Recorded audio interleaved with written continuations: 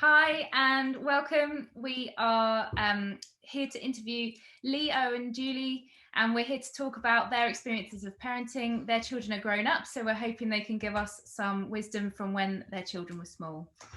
So would you guys like to kick off and just tell us a little bit about what your family looks like now? There's Julie and myself, and then we've got two boys, Chris and Ben. They're twins. And they're 19, or they're going to be 19 in a couple of days' time. Yep. So yeah, that's the shape of our family. And two cats. And two cats. Don't forget the cats. Don't forget the cats. But yeah, so that's roughly us. We've been in South London for the whole of our lives, and that's roughly who we are. So. Cool. And I guess sort of generically, what was life like for you when they were little? Like, very open question. It was interesting. It was funny. It was loud, really, but it was organised chaos, I should say. So it was all right. I enjoyed it. Yeah.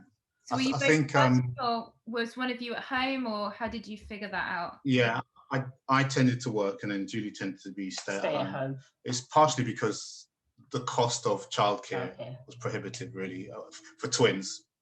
It makes it a bit more difficult, makes it a bit more expensive, but it just worked like that. Yeah. So I just worked, and Julie tended to stay at home. Although we went through periods where Julie did work when the boys were a bit older. Yeah, when they got to school age, then I went back out to work, so that was okay. Yeah, so that's roughly what we're at. Yeah. And then within that, you sort of touched on it a little bit. What about how would you call your family culture, like for you as a four? We're quite loud. It's probably the first word I'd use is we're quite a loud family. We're quite sporty, I guess. We watch football. When the kids were young, we used to play football. We went to the parks. Yeah, play football. We live, I don't know, a couple of 100 yards from a park. So, there was always, at least once or twice in a week, we'd be down at the park playing on the swings or kicking a ball around, or even in the living room when it was cold. We had a small kind of rubbery ball about that size, and we used to get in trouble, to be honest. Yes, you did. With me and the boys playing football in the living room and trying not to smash anything that was up high and keep the ball on the floor. But that's roughly where we are. We're quite sporty. We're relatively loud as a family. Yeah, very bit too loud, I think. Yeah, and our boys are quite good boys anyway. They weren't troublesome at all. So they're good guys. Other than kicking football around the house, did you have any other fun sort of traditions that you used to do as a family? I know there's always stuff we did around the dinner table. Yeah, I think what I insisted on after dinner is that we sit down for at least half an hour, 20 minutes, and we play and we talk and we play games. Yeah. And I'd try to win, and I'd win a lot of the games. Really, but it's just only because she cheats a lot. So. And that's true, actually.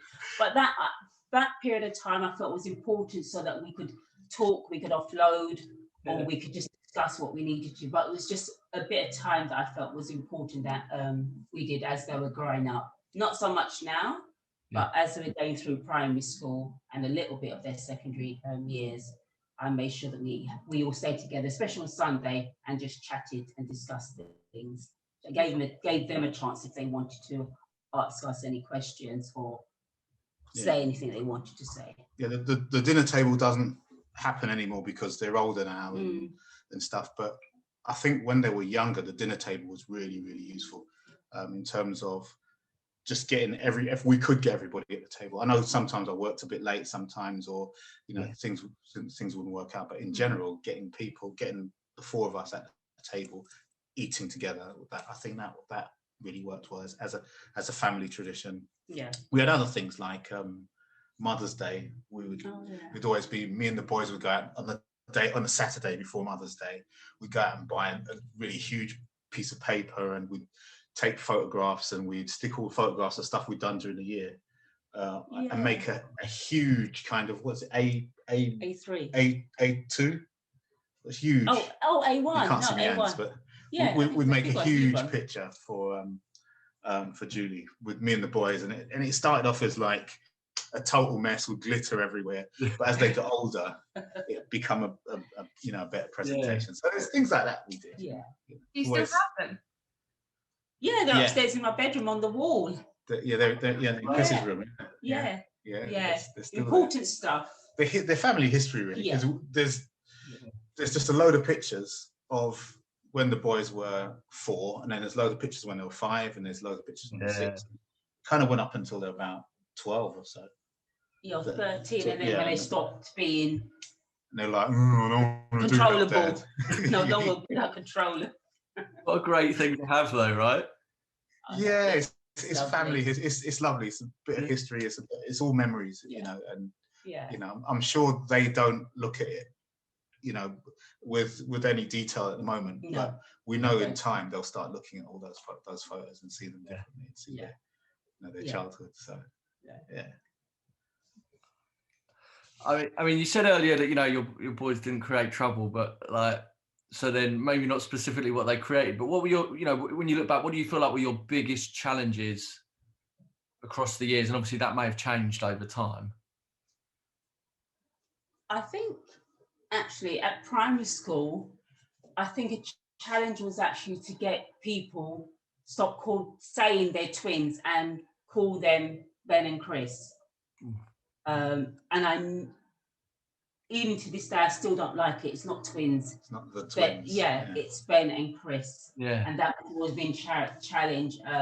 You try to ask people their names are Ben and Chris and not the twins, but sometimes people just, you have to let people do whatever they want to do afterwards. But because I think the lots of documentaries that I watched, you saw older people mirroring what each other does, and I thought, well, that looks a bit you don't want sometimes. Twins to be clones of each other. But maybe they have to. But maybe because they're not identical, it's okay. If they're identical, then it might be a little bit more freaky, you know. But I think a challenge was definitely to make sure people call them Ben and Chris and not twin 1 and twin 2. Yeah. I think a challenge I think I had was probably, you know, is keeping their aspirations high and stuff like that. But in general, because they were in general good guys, they didn't tend to get in trouble and stuff like that. You know, they were quite easy. They were relatively easy kids to get along with. And we kind of had our Saturdays where we had this rule where on Saturdays Julie goes out and she does her stuff because she was at home during the week with the boys. Saturdays was my day. It was boys' days out or boys' days in, and we would, you know, literally from probably 8 or 9 in the morning, Julie would go out play netball or with her friends or whatever, and stay out until about 4 or 5 in the evening. And it would be me and the boys. Yeah. And it would always be at the start of the day, we'd be like, this is brilliant. You know, it's me and the boys. We're gonna what should we do today? And sometimes we do random things. We would go and, I don't know, go down the park and play a bit, and we'd come back, have some lunch, or we'd go and we'd even do stuff like going on trains. Yes. We would go to the train station, you know, on my train pass, and then think, which way should we go, guys? Should we go that way down or that way? And we'd literally go nowhere in particular on a train and look out the window and, you know, just look at stuff out the window and say, oh, look, there's a church over there. What do you reckon happens in there? And just stimulate their minds, you know, and then play I Spy. Yeah. And, you know, and so Saturdays became a lot about that kind of stuff. But although it would always start as like, now this is going to be brilliant. This is really, really good, boys. Let's enjoy this. And as the day got on and got longer and longer, it was like, please come home and rescue me from these kids. But I think that was good as well, because otherwise you end up with horrible mummy and lovely daddy, you know, and you shouldn't really have that, because Monday to Friday, the boys would, when I came home from work, the boys would tend to sort of run to the door, "Daddy," you know, and it was really exciting for them. Daddy's come home from work, and they grab hold of me, grab on my leg or whatever, and you know, Daddy's come home and play with me, and I chase them around the house, tickling them and stuff like that. So it became good cop and bad cop because I never had to tell them off. So the weekends, the Saturdays, were the opposite. It gave me a chance to tell them off, and for them to not really think of me as the good guy anymore. And when Julie came home, they were happy to see Julie because, and it gave a bit of balance, a bit of equilibrium. Yeah. I'm guessing it gave you a bit of a break, Julie, as well, from having them all week. Yeah. I enjoyed what I did, but I still worried about what Dad was doing for a while. On Saturdays. I'm sure I knew he fed them, but I'm not sure what else he did. I mean, also I did a lot of educational stuff with them, but I know then that's probably why he was always a fun cop and I was a bad cop, really. But it worked out well. We balanced what we would do, so it was fine. So far, we balanced it all. So yeah, it's all right.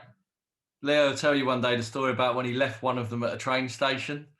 Oh, of course. what one or both? Yeah. Actually, I could tell you a story about one of them in a lift at my work, but that's another story. We'll let you guys do that offline. Yeah. Don't have young children and don't have them. When you hold their hand when you leave the lift. Right? Otherwise, they'll run back to press the button, and then the lift will be gone. But anyway, that's another story. Well, obviously with twins, when they're really small, how's the sleep sort of situation? Leo, obviously I already know the answer to that. You've talked to me about that before, but yeah, with twins, I think it was difficult. The way we did it, I would tend to sleep.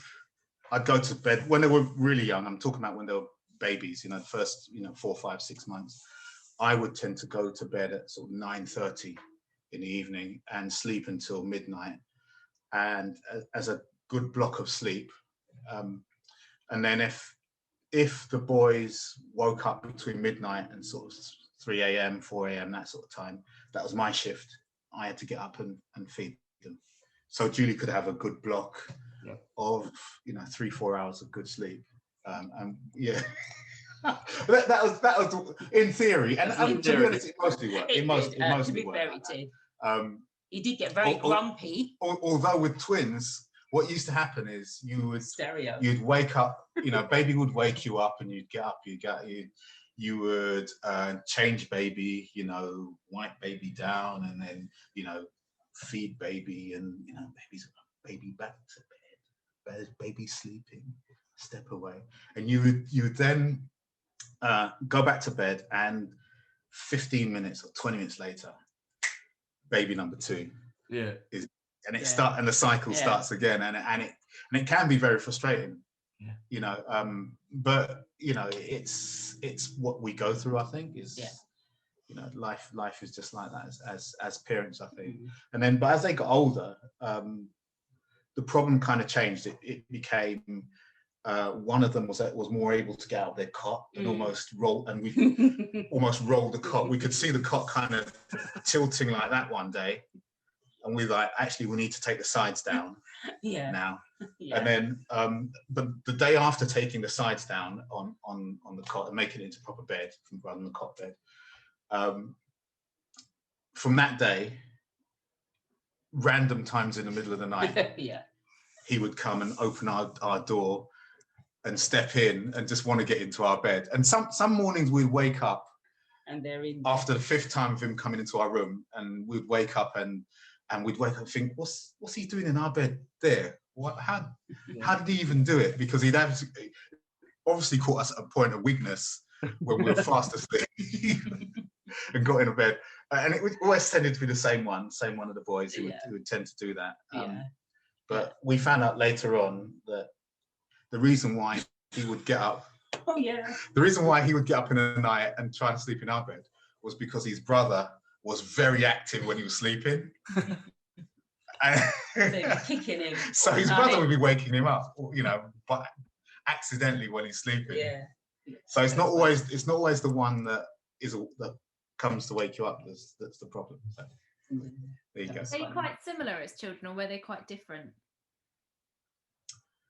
I think they're actually different. I think Chris was very loud and wanting attention. Ben was I think Ben was more independent and quite happy to get on and play with his trains. In fact, I was thinking about it the other day. Yeah, he liked his trains. Yeah, so I think, but then he's always grown up independent, and he'll look at what he can do and look how he can improve things. Whereas the other one would like, I'm just going to go through like a train track, and he'd demand attention. So that's a difference. And I think a little bit looking at them now as young men, I think I can see the characters coming back, where one is going to go head on, do what he wants, and that's it. The other one is more calculating and thinking. So yeah, that's what I was thinking about today, because they are different. To be honest, we've always applied the same principles to them, but treated them relatively different, if that makes sense.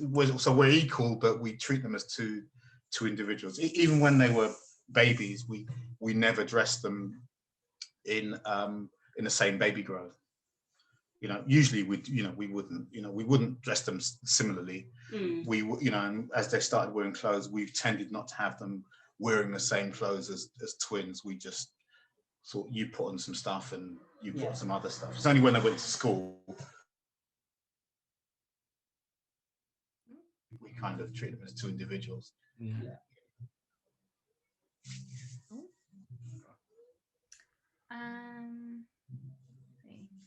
I guess I would, you know, if you look back at like overall, like all of that time, do you have like a thing that you're most proud of, like the way that you did something or approached things or anything like that?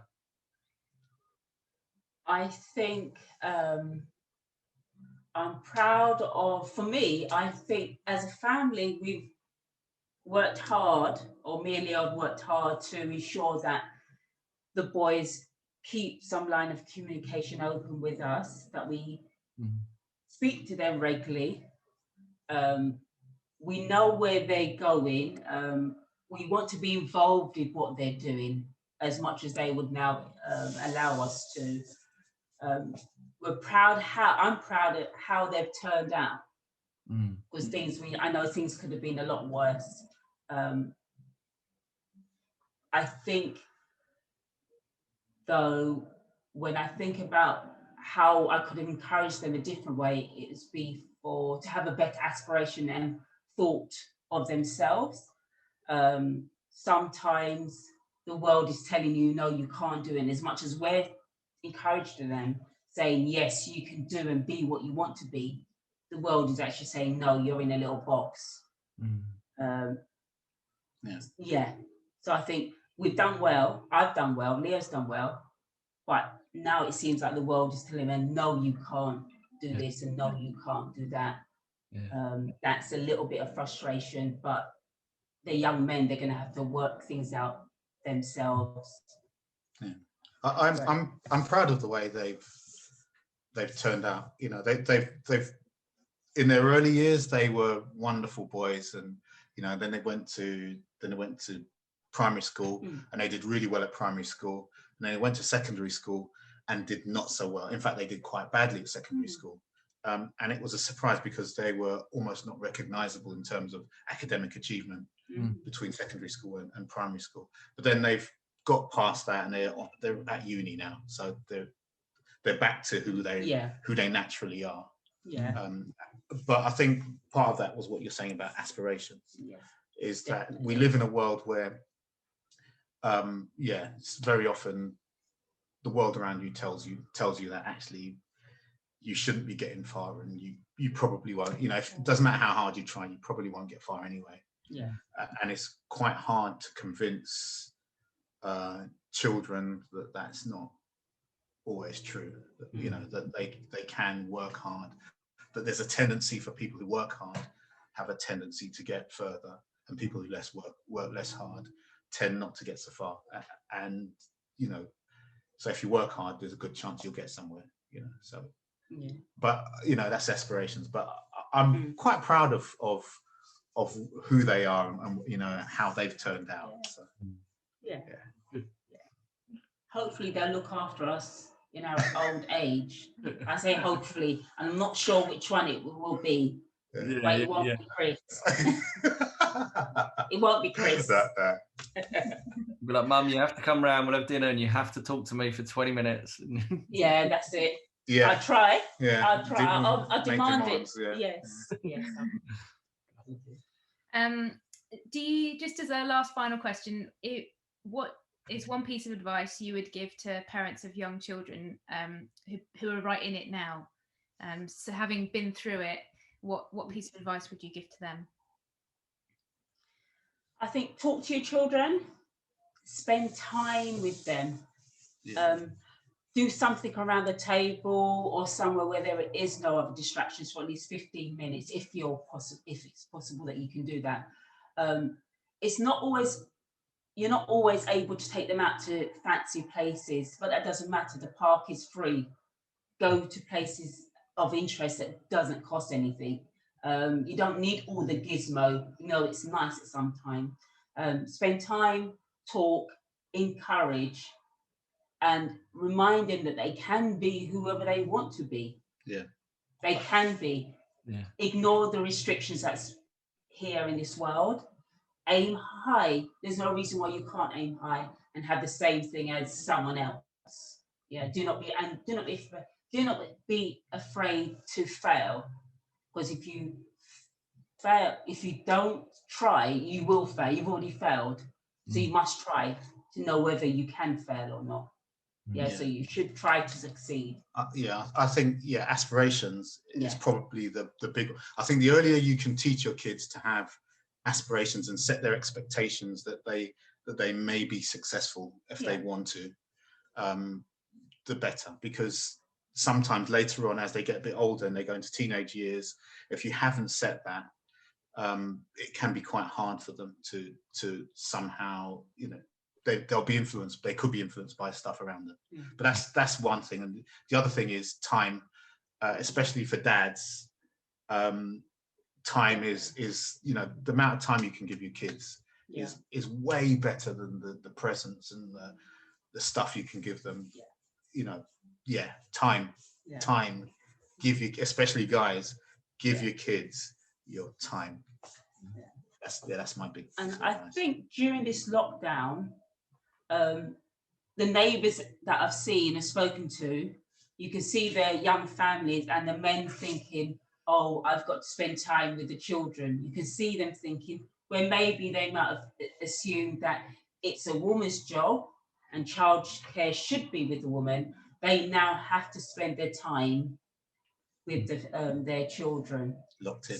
They're locked in, yeah, that's right, locked in. But what I think me and Leo was saying earlier is that he come home from work 5 o'clock. He wasn't going to work any later than his designated time, because he said, no, home, I need to get home to see my children. And that was important. And I'm grateful, because then it meant that we were valued. Yeah. So time. Yeah, it is time. And lots of it. But then as they get older, they don't want you to talk to them. They just grunt. You know? That's the teenage thing. Yeah. But for young kids, give them time. Yeah. That's a big one. Yeah. And love. And love as well. Yeah, that's useful. Just a little bit. Thanks very much. That was great. Some excellent bits of wisdom in there. I really enjoyed that. So thanks very much. Thank you. Okay.